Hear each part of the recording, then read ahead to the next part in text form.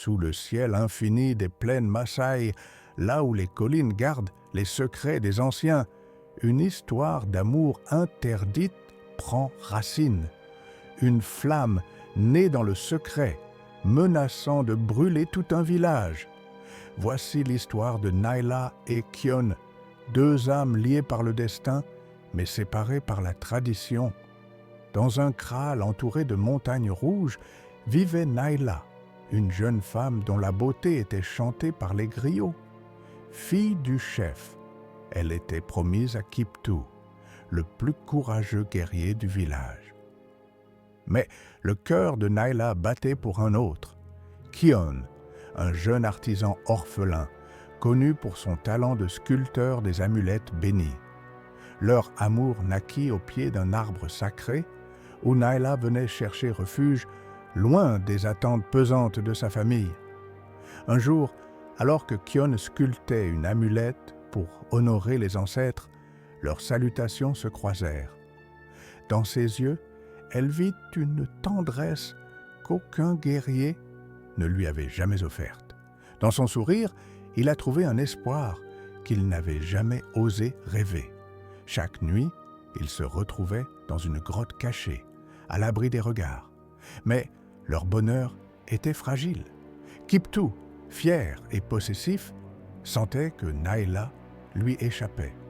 Un jour, il a trouvé une amulette près de la hutte de la jeune femme, un bijou que seul Kyon pouvait avoir sculpté. Furieux, il se rendit chez Nyauka, la vieille sorcière du Kraal, connue pour ses visions et sa maîtrise des malédictions. Nyauka, après avoir consulté les esprits, confirme ses soupçons. Naila et Kyon défiaient la volonté des ancêtres. La sorcière avertit le chef que cet amour interdit risquait de provoquer la colère des esprits, menaçant tout le village d'une malédiction. Cette nuit-là, autour du feu sacré, le chef convoqua Naila et Kyon devant tout le village. « Ton amour pour cet homme est une insulte à nos traditions, » donna-t-il. Mais Naila, les larmes aux yeux, a répondu « Mon cœur ne connaît pas vos lois, père. Je l'aime. » Les anciens, après avoir consulté les augures, décrétèrent une épreuve. Naila et Kyon devaient prouver que leur amour était plus fort que la malédiction. Ils seraient conduits dans la vallée interdite, là où, selon la légende, les ancêtres eux-mêmes testaient les âmes rebelles. Dans cette vallée, la nuit était plus sombre que nulle part ailleurs. Des éclairs zébraient le ciel et chaque pas semblait éveiller les esprits. Naila et Kyon, main dans la main, devaient atteindre l'arbre sacré au centre de la vallée avant l'aube. Mais Kiptoo, rongé par la jalousie, les suivait dans l'ombre. Alors qu'ils s'approchent de l'arbre, Kiptoo surgit, une lance à la main. « Tu n'es qu'un artisan insignifiant, » cria-t-il. « Tu ne mérites pas Naila. » Une lutte s'ensuivit, féroce et désespérée.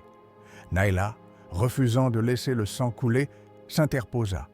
Mais alors qu'elle s'écriait, un éclair frappa l'arbre sacré. Les esprits se manifestent sous forme de silhouettes lumineuses. Leur voix résonna dans la vallée. « Votre amour défie nos lois, mais il est pur. Pourtant, toute transgression a un prix. Pour apaiser les ancêtres, un sacrifice devait être fait. » Naila, d'un calme déchirant, se propose « Je suis prête à tout pour sauver Kyon et mon village. » Mais Kyon a refusé. « Non, c'est moi qui défie votre ordre. Prenez ma vie. » Les esprits, touchés par leur courage, décidèrent de les épargner. Mais ils imposèrent une condition. Naila et Kyon devaient quitter le Kraal pour toujours, vivre en exil loin des leurs. Kiptoo, humilié, fut contraint de renoncer à Naila, mais la honte reste gravée dans son cœur. Le lendemain, Naila et Kyon partent, main dans la main, vers un avenir incertain. Leur histoire est devenue une légende. Certains disent qu'ils fondèrent un nouveau village, guidés par leur amour. D'autres jurent que leurs esprits protègent encore la vallée interdite, symbole d'un amour qui ne connaît ni frontières ni loi. Sous le ciel des Masaï, deux cœurs battant toujours, libres et éternels.